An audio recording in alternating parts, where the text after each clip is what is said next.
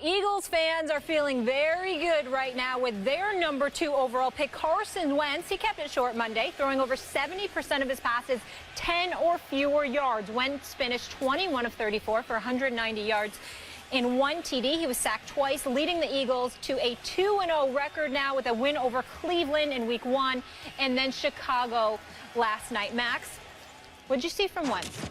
I saw a guy who could not only make the dink and dunk throws, which is mostly what their offense is doing right now, obviously. He's a young quarterback in a very good situation with Doug Peterson. You know, contrast that to Goff in Los Angeles, where Jeff Fisher is his head coach. Everyone around Wentz was a quarterback at one point, and they seem to understand that, what he can do, what he may be capable of doing but really shouldn't be doing right now. The offense is playing that way, and even though he's dinking and dunking a lot and using his legs at times, when he wants to air it out down the field, Stephen A., he can do that too. He made some nice passes down the field, 2 of them for would-be touchdowns that went through Selleck's hands, the tight end in the end zone. Looked like it may have been deflected a little bit, still went through the tight end's hands. And another touchdown, or would-be touchdown to Jordan Matthews, that really was a beautiful pass that Jordan Matthews didn't haul in. So even when he needs to make those deep throws, he can throw it down the field. He has pocket presence. I don't know what there is not to like about this guy right now, and he seems to be in a really good situation. And not just the Wentz situation, but the Eagles just period right now look to be a much improved team. A lot of that might be the Wicked Witch is dead because Chip Kelly is gone and the sunshine came out. But I like what I'm seeing from Peterson. He is an aggressive coach. He goes for it on 4th down. What can you say? Right? They played 2 very bad teams, but you got to play whoever's in front of you. They've looked good, and so has Wentz, Stephen A. Let me say this to you. The jury is still out on Carson Wentz. I know that's not a popular position to take today because he looked good last night. He has looked good in his first 2 games. I personally like him. I'm very fond of him, and I can't say enough about the job that Peterson is doing. He is a welcomed successor to Chip Kelly. Conventional football is taking place. The defense isn't being thrown to the wolves, left to hang out there and dry. As a result, they're rested, they're vibrant, they're vicious, they're going after it as best they possibly can. I'm impressed on that level. Carson Wentz has definitely impressed me, but here's where I pump the brakes. Your first game was against the Cleveland Browns. Your second game was against the leaderless Chicago Bears. That's your problem. So as far as I'm concerned, they haven't really played a team yet. In Cleveland's case, Hugh Jackson, DePodesta, Sashi Brown, I think they've got them aimed in the right direction, but it's going to take some time. They're simply not there. In the case of Chicago, I just went off about Jay Cutler. I told y'all last night the Eagles were going to win, and I said simply because of Jay Cutler, because I think he's that much of a joke. I literally believe that he's somebody that should give some of his money back. They should sue him to get some of his money back because I just think he's that much of a joke. I'm not joking, Molly. I'm dead serious. I think he's that bad. Now, having said all of that, I want to say this. You got Pittsburgh next week. You got Pittsburgh, okay? After Pittsburgh, you got the bye. You got road games at Detroit and Washington. Interesting. You got a home game against Minnesota. Then after that, you got road games at Dallas, at the New York Giants, and then you got Atlanta and you're at Seattle. So when you look at some of these games on the Eagles' schedule, particularly road games at Seattle, at New York, at Dallas, at Washington, at Detroit, and then home games against Pittsburgh and Minnesota, I mean, it could get very interesting. We're going to find out a lot more about Carson Wentz. But I think we need to pump the brakes just a little bit because I've seen being in Philadelphia, Max, working here for 17 years for the Philadelphia Inquirer, knowing how desperate this fan base is for a winner, understanding what Donovan McNabb has brought to the table and how they've struggled, not just in the aftermath of it, but even before he ultimately departed from Philadelphia. It's been a long time, and so they can get really, really hyped. And I don't blame them because they deserve a reason to be excited. I'm just saying, had you beat quality teams to start the season, it would have been different.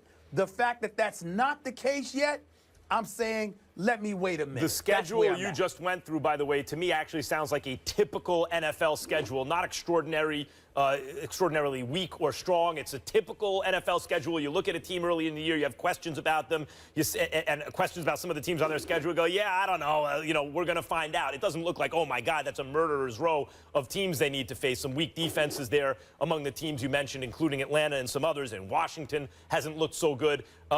Schwartz's defense really looked good yesterday.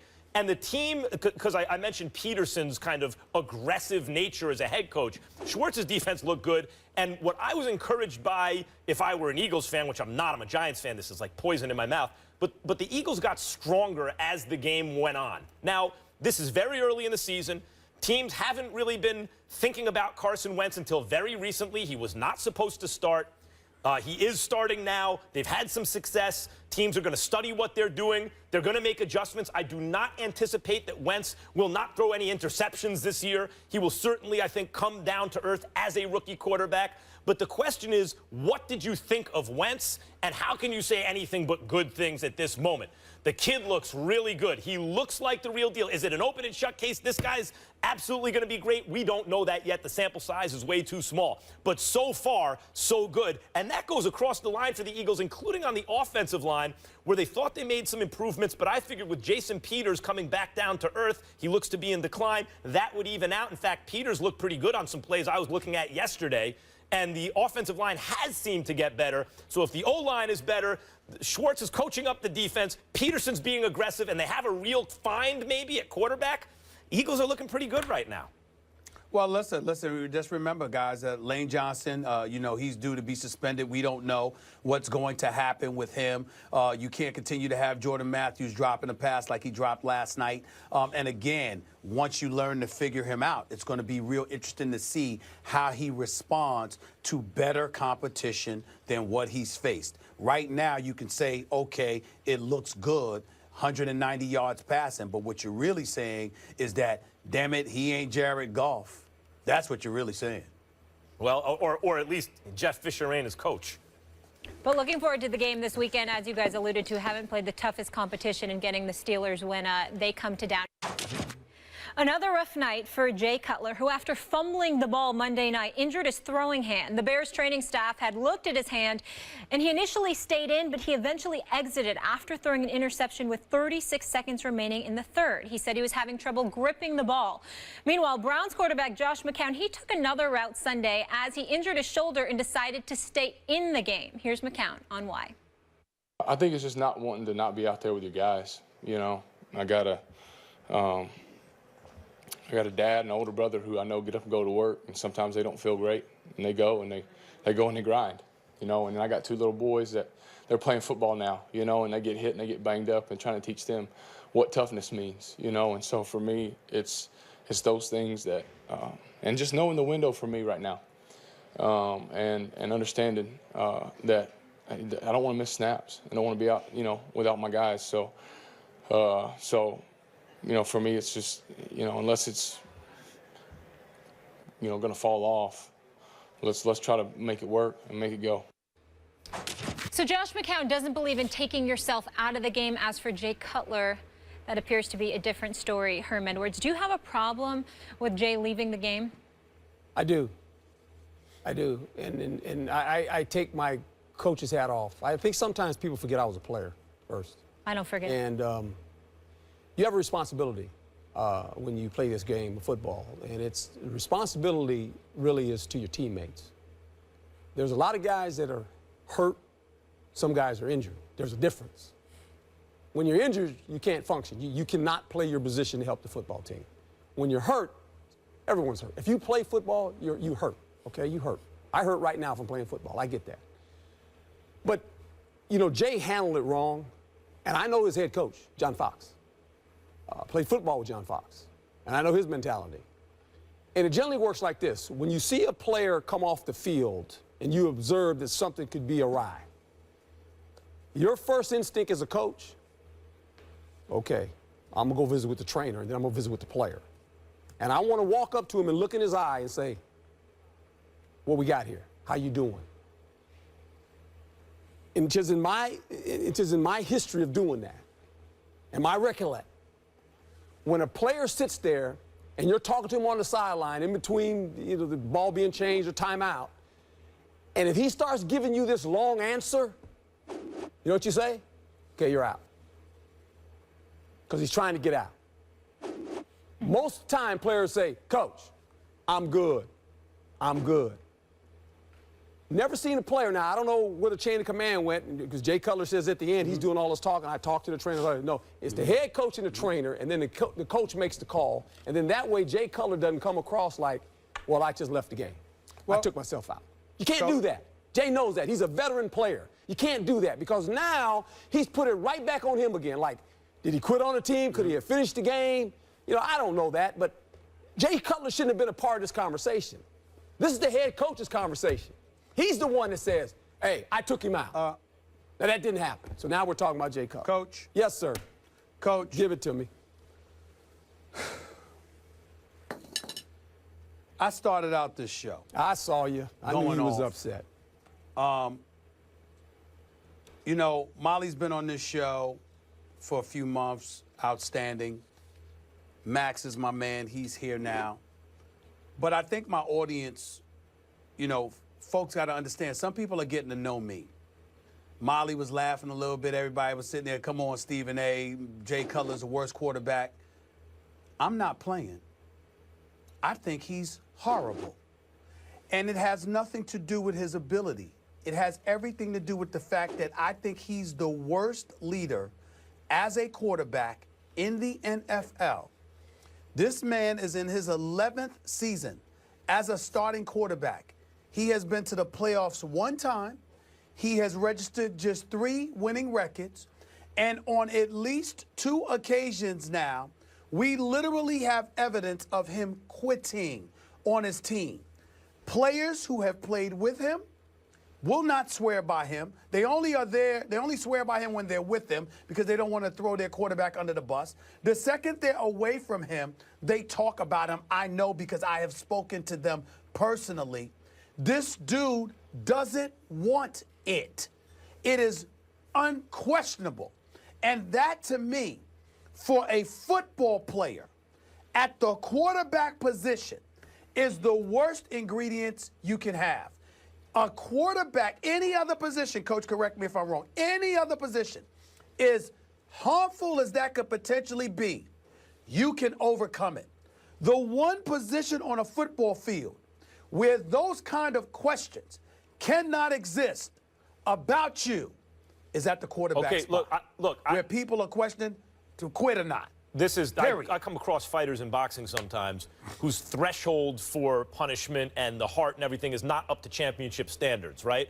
And so they quit in the moment of truth. Now, that's because in boxing, we ask people to behave irrationally, to do things and take risks and take chances with their health that a normal person shouldn't do. But we're asking them, the talented ones, can you be a champion? Yes. So that's what's required. I understand your point about football. You want to be a quarterback, and Stephen A's point, you have to make some decisions about your future and your health that are not just business decisions. You got to sacrifice for your teammates, and it's that kind of a situation. I get that.